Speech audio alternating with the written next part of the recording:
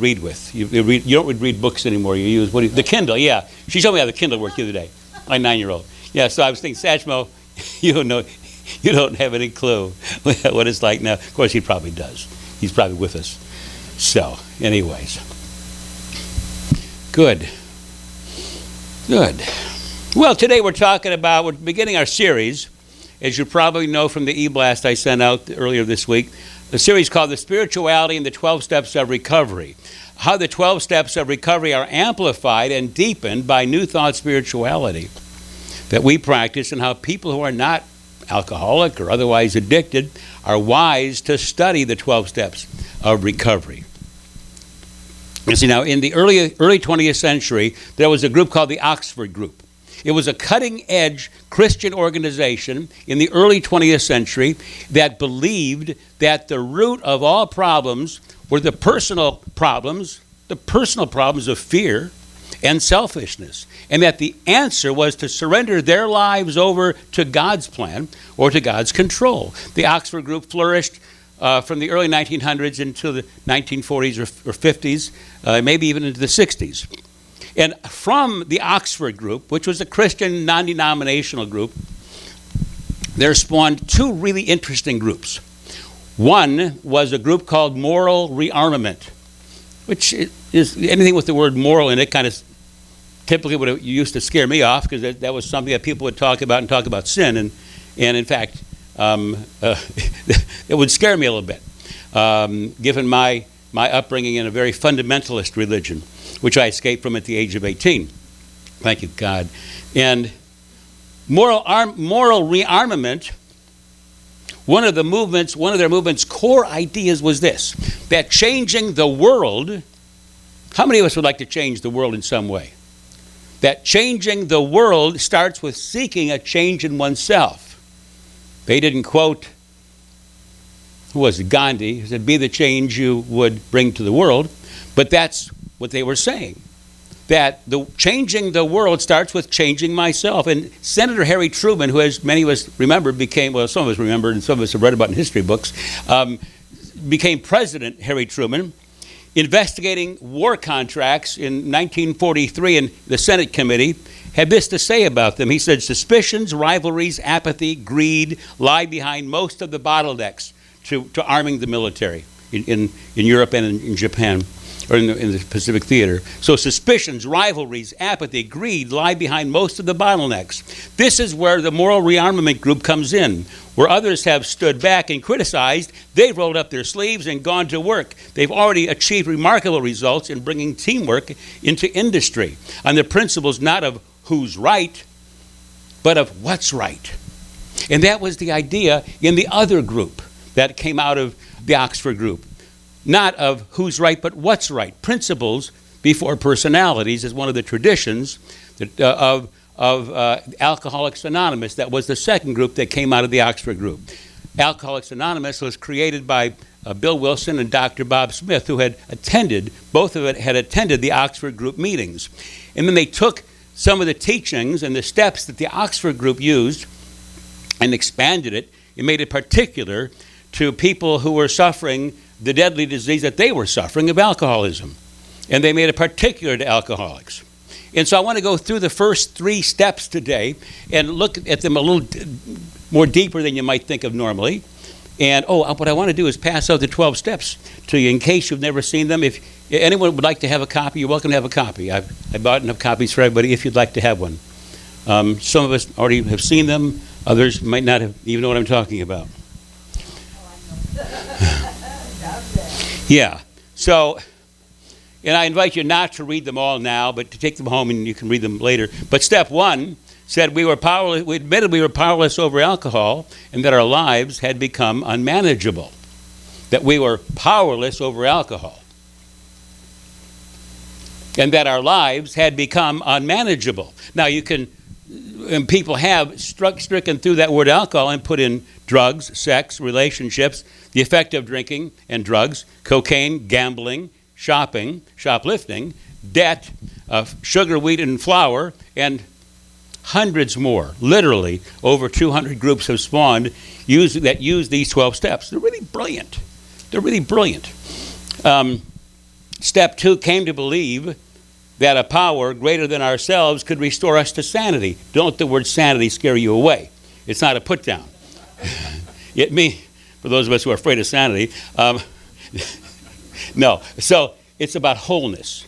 They're talking about the essential idea is wholeness. Now, when Bill Wilson wrote this, he considered himself insane that he would see how low he had gone from being a very successful Wall Street stockbroker to living, on the streets, and then pick himself up and get back into life again and then have another drink. He thought that was insane. And those of us who've done stuff like that, we can relate to the insanity, the word of insanity. We think about it, though, in a little more positive terms. Restore us to wholeness.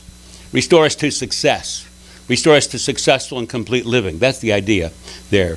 So I believe that power greater than myself can restore me to wholeness. And thirdly, we made a decision to turn our will and our lives over to the care of God as we understood him, to the care of this higher power as we understood him. This concept of powerlessness, I have a hard time even getting it out. This concept of powerlessness scares people. It puts people off. Powerless? Really? That seems to rob you of your power to defeat the situation.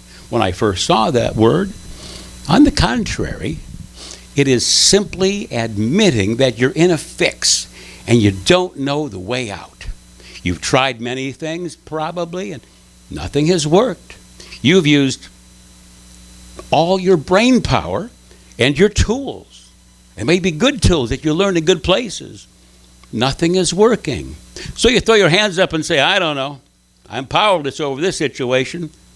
And who is saying I am powerless, you see, is the small I. Not the part of you that's connected to the higher power, to God, but part of you that walks around and looks back or looks to the future but doesn't live in the present moment. The part of you that worries. The part of you that really tried hard a lot of times and kept coming up with the wrong answers. The small I, the part of you that's based in the ego, based in fear. That's the small I that we're talking about. But there's a higher you too.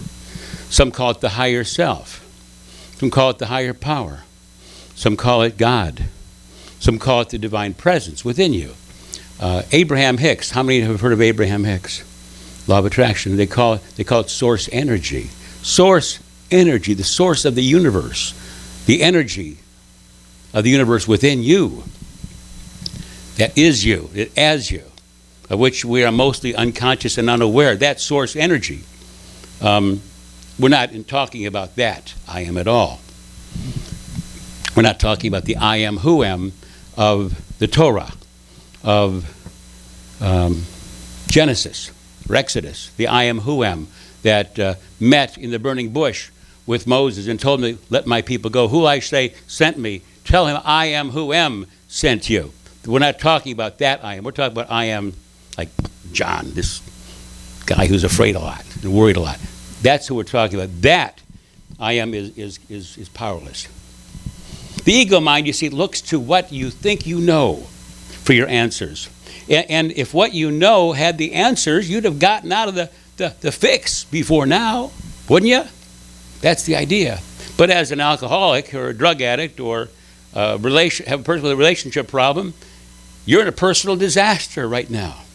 A friend tells me that she uses these steps to help her deal with her demanding and somewhat irrational family members. She says, at first I was put off by this notion of powerlessness. Now I've translated being powerless. She says, I've translated being powerless to giving myself permission to not be responsible for someone else's life or problems. I'm powerless over your life. I can only work on my life. I can't race over there to solve your problem or to bail you out. And it's given her freedom. She was always getting dragged into other people's disputes and into their craziness. Now she's free. Now she's liberated. She has a great deal, she has a lot less stress in her life, she tells me.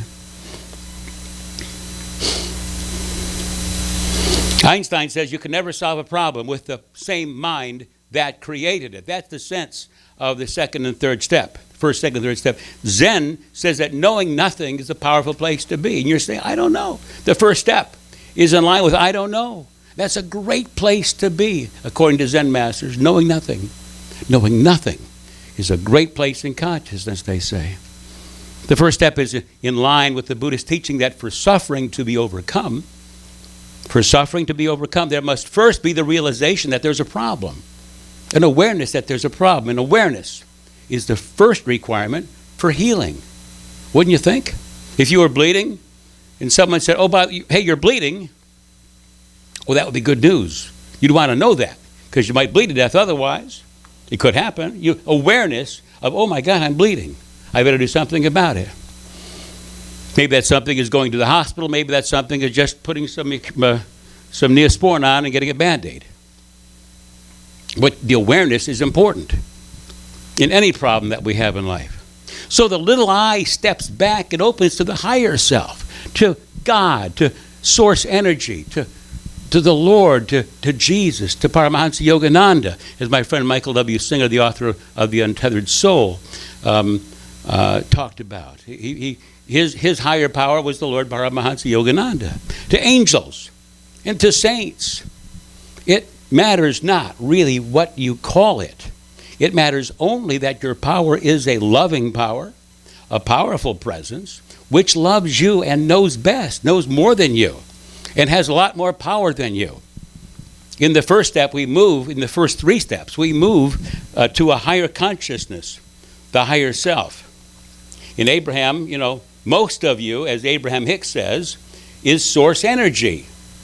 But you're out of touch with that source energy within you and around you. You're out of touch with that unless you're in the vortex. Remember that we talked about the vortex a lot this past year? The vortex is a place of happiness, joy, and gratitude. Jesus called it the kingdom of heaven.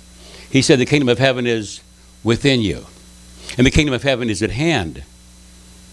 Everything he talked about, forgiveness, turning the other cheek, not going to war, not putting away thy sword, Peter. It's all about peace of mind and happiness and becoming joyful. What are you worried about, O ye of little faith? What are you worried? Your Father in heaven will clothe the lilies of the field. How much more will he take care of you? The whole point of his message, it seems to me, is about getting into the vortex, about stepping into the kingdom of heaven upstairs and in your heart. Then there's the Taoist writer who writes that Lao Tzu described the Tao, or the way, as the flow of life. It is the way things are. It is also, he wrote, the force that moves in and through all things. It permeates and guides all things. As Taoists, we learn to recognize our resistance to this flow and how to yield and surrender to the flow. This practice is synchronous to the third step of AA, the Taoist author writes. Our biggest challenge as humans, hear this, our biggest challenge as humans is to learn not to impose control in an ever-changing world. Brilliant. You might have, I can't control these things, these slides. See? Relax. Nothing is under control, says the Taoist, says the Zen master. Stop trying to control it. Just be quiet. Just be in the moment. Breathe and know that something good's going to happen and be open to it. See what happens. It's brilliant. Our biggest challenge as humans is to learn not to impose control in a never-changing world. And that's the point of the first three steps. I've been trying to control this problem in my life. I've been reading books. I've been trying this and that, the other thing. None of it worked. And so now I come to believe that there's a power greater than myself, that I'm in touch with, that loves me, that wants me to be successful, wants me to be happy, joyous, and free. And I'm going to open up to that and just ask that power, called God in the 12 steps, called, or higher power in the big book of AA, called source energy, called many things, by many, like my friend the rabbi once gave a great prayer. She says, "O God of many names and all the nations of the world." O God of many names and all the nations of the world. I love that. that prayer from the rabbi. See, we try to impose and maintain control on ourselves. Have you tried to do that? To try to control your eating, drinking, spending, whether you make your bed or not? I mean, all these things I have tried to control in my life. We try to control our families, our business situations, our companies, our employees. We try to control our bosses, our neighbors, the people who buy our products, the present. We try to control the present. We try to control the future. Anyone and everything and everyone. We try to control it all. A friend of mine once said with humor, if only people would behave the way I want them to, everything would just be wonderful in my life. But you just keep changing. You keep doing different things. It's hugely tiring. It's very stressful. There's no time for relaxed living. No time for creativity and joy. If I'm trying to control everyone and everything. No, but what does that mean, that control thing? How does that show up in life? Let me give you a few examples of ways that I've seen and others have seen that it shows up in life, this control. That control issue shows up sometimes as worry about what someone will do tomorrow.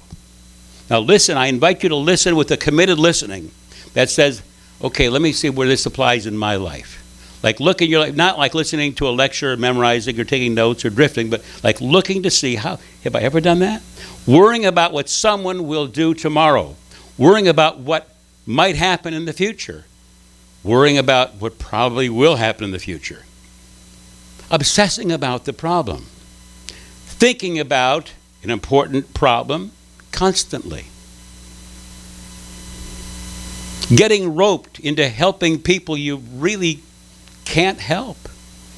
Feeling you have to help people who, as it turns out, really don't appreciate your help. Have you done that?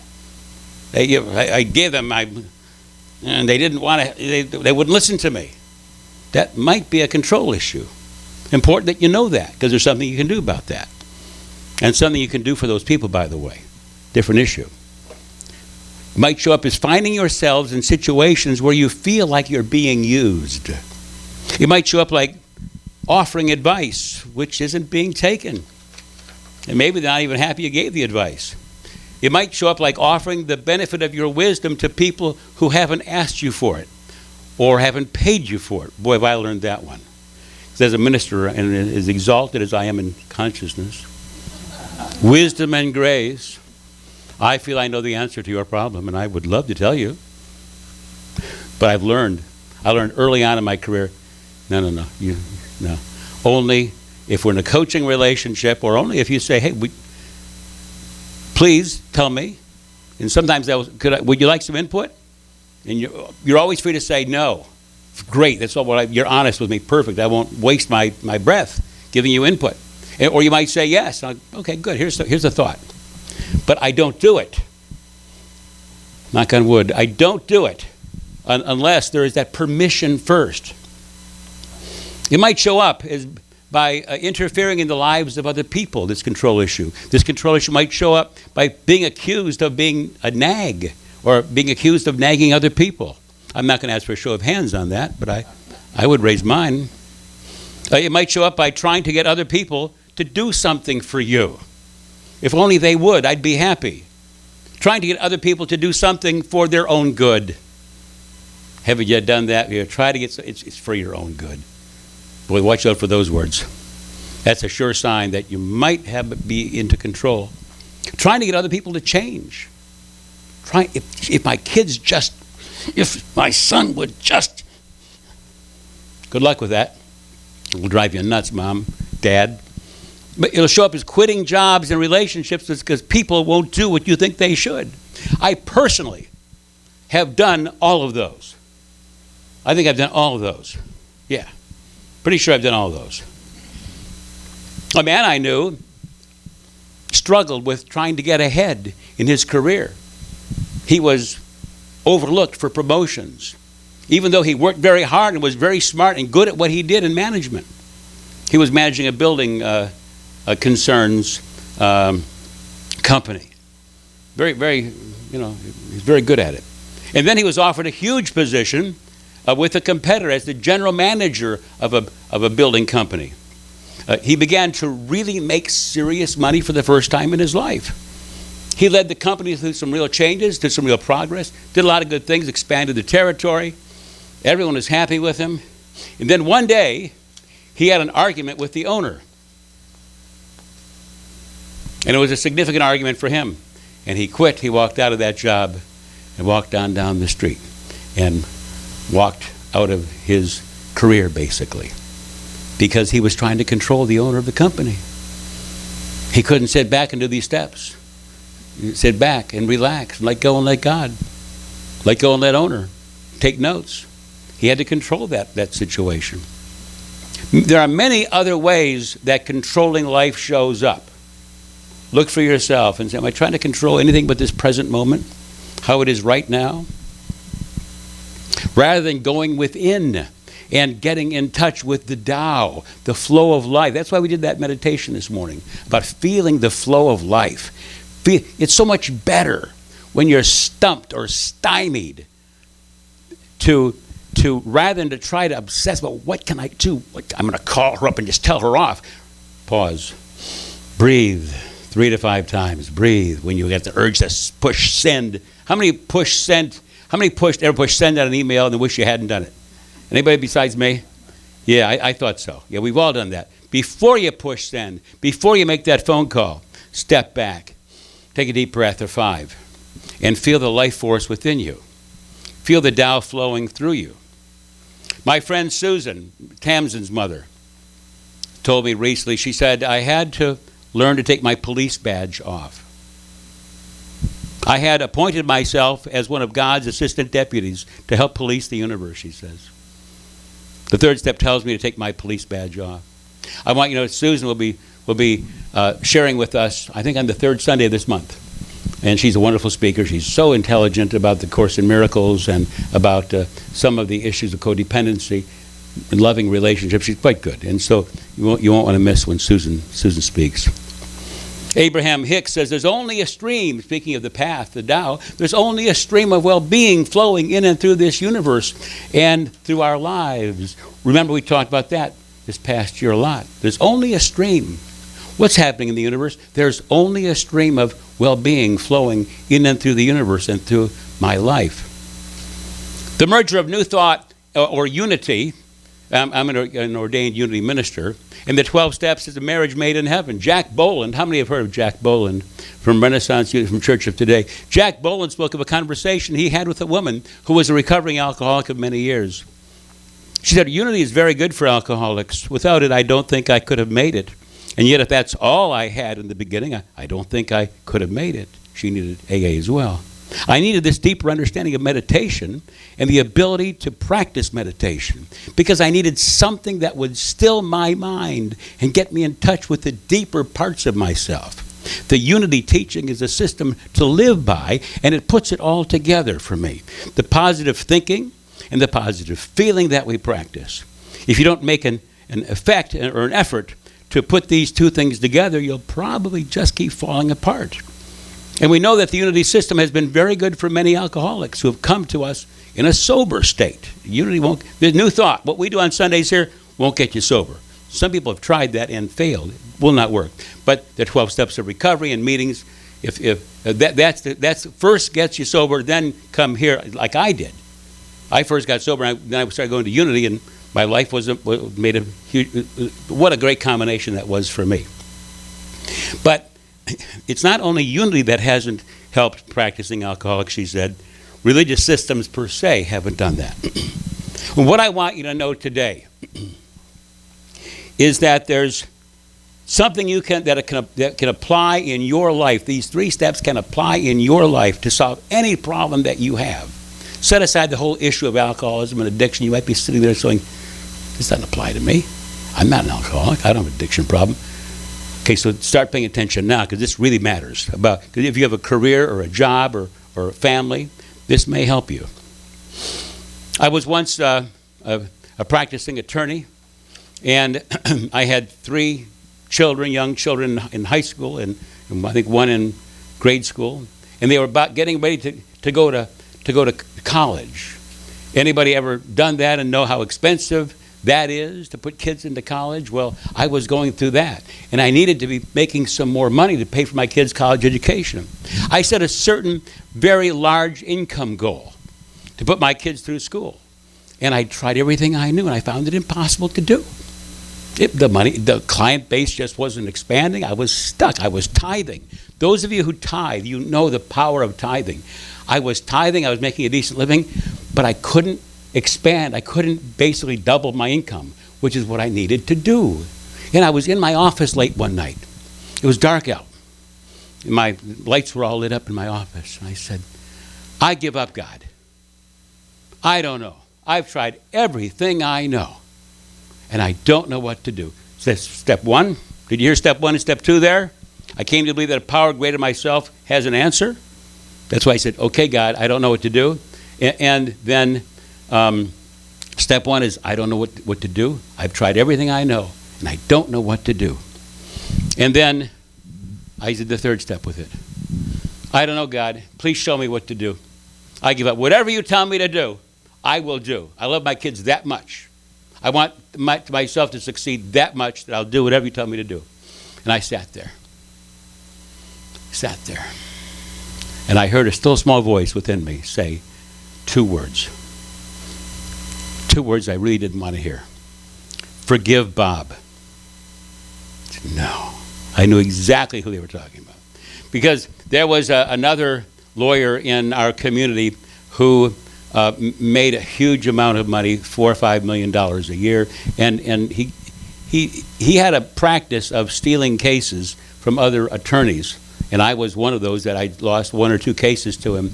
And he was a fantastic ambulance chaser, but to the world, he was this wonderful, because he gave millions of dollars to charities, and he looked good in the community. But other lawyers would get together at the courthouse and complain about him and gossip about him. We were so angry with this guy. Day after day at the courthouse, that would be the conversation about this guy. And as soon as I heard that still small voice, I forgive you, Bob, I forgive you. I looked out across the street at his office, and I said, I forgive you, Bob. Totally, I take all the blame away from you. You're just doing the best you can in life, and I'm taking back my financial power over my life. I'm going to stop complaining about you. I'm going to stop being angry at you from this moment on. And I sat down and just breathed. And I had the most fabulous idea. Within about 3 minutes, I had this most fabulous idea for how to make money. It was like, wow. And you know what? It was an idea that I had before, but I didn't want to do it because I was afraid what people would think of me. It was an ethical idea, but it hadn't been done before. And I was just afraid if I did something that hadn't been done before, what would you say about me? I said, yes. I felt empowered through these 3 steps I had just done that evening, and through forgiving him, letting go of my resentment about him. In the 12 steps, they say that resentment, we think, is the #1 offender. If you're angry or pissed off at someone, that will get in your way each and every time. It will get in the way of your success, your happiness, your peace of mind, your joy, and your success. And so I want to share this with you. Would you pass these up? This is called the first 3 steps in the workplace. I've translated these 3 steps. You can take this with you, and you can use them if you like. And so to make this apply to virtually everybody here, the first 3 steps in the workplace. One very effective way to use the steps in your everyday life. We'll go over these as soon as you all have copies. Number 1. Thanks, Susan. I appreciate you so much. Susan also makes the coffee here virtually every Sunday. Such a great volunteer. We're so grateful for you. You're the best. Rides your bike down here, too. Quite often, or someone picks up and rides her. Not today. You got to ride. Wise. Yes. All right, so the first step. I don't know. It seems like I'm powerless over this situation since all my efforts so far have been fruitless, and I'm not too sure what to do. I'm just not too sure what to do. So you have a problem that you've been going over and over and over with your boss or with your coworkers or with the company or with your kids? I don't know. It seems like I'm powerless over the situation since all my efforts so far have been fruitless. and I'm not sure what to do. Number 2, I believe that there is a higher power in consciousness, a higher way of thinking, a higher perspective, that there is a higher power than my own brain activity that can provide a productive solution. It's just a matter of belief. That's all this is. I believe that there's something out there that can provide me an idea. That can help me through this. Number 3, I decide that I am going to totally let go of my need to control the situation, and I'm going to do something else that's more productive of happiness right now. I'm going to think about something that will make me happier. I'm going to go do something else and trust that good is going to come out of this. I remember that everything always works out for me. As Abraham Hicks has said, everything always works out for me. I'm going to stop my internal drama. No more worry. Can I hear an amen for that? No more worry. Amen. Can we say together, no more worry? No more worry. I am now stopping worry and obsession. As the Zen master says, knowing nothing is a high state of consciousness. Take a deep breath with me. Now relax. Now relax. Do something else. Think about something else that feels better. Let go and let God do the rest. That's another great slogan we're going to talk about one of these Sundays is let go and let God. Let go and let God do the rest. Wait till you're inspired to healthy, productive, non-controlling action that feels good to take. Then do that action. Then let go again and again and again. I should have put in repeat process ad infinitum, as many times as you need to, forever and ever. You see, that's the idea. Anybody have any questions about this? Comments? Carol. Not a question, just sort of a reflection. Just like worry about things going too well. Oh boy. Like flip it. Perfect. Like, what if, this might be too much. This might going too well. This really might work. What am I going to do? Then go, yay God, yay God, yay God. I would love for that to happen. Give me that one. Give me that problem. Yeah, as long as it's because sometimes people do worry about that. What happens if things are going too well? I've heard people say things are going so well. I'm afraid. I don't know if this is going to continue. So, but you're not going there. You're going to, yay. Be thinking about what if everything worked out? What if I got the answer to my prayers? What if this works out? What would I do then? Oh, yeah, what do we do? Repeat the process. Perfect, Carol. Thanks for sharing, Carol. That's great. Let's hear it for Carol. That's great. Thank you for sharing that. That's a good idea. I'll take that one. So good. Good. Next day. Any other comments or thoughts or questions? Good. Thanks. So next week we're going to discuss one day at a time, the concept, the principle of being here now. One day at a time is how the 12-step program language is it. Very powerful way to be. Let's take a moment and go to prayer. Well, we just open our hearts and minds to this ever-loving, living presence, this higher power within me. I'm so blessed by this loving, living power, this Tao of life within me, this God presence, this divine source energy flowing through me. I know that you have the answers that I've been looking for, and I am willing, more and more willing all the time, to stop stressing. I'm willing to stop the drama. I'm willing to stop worrying.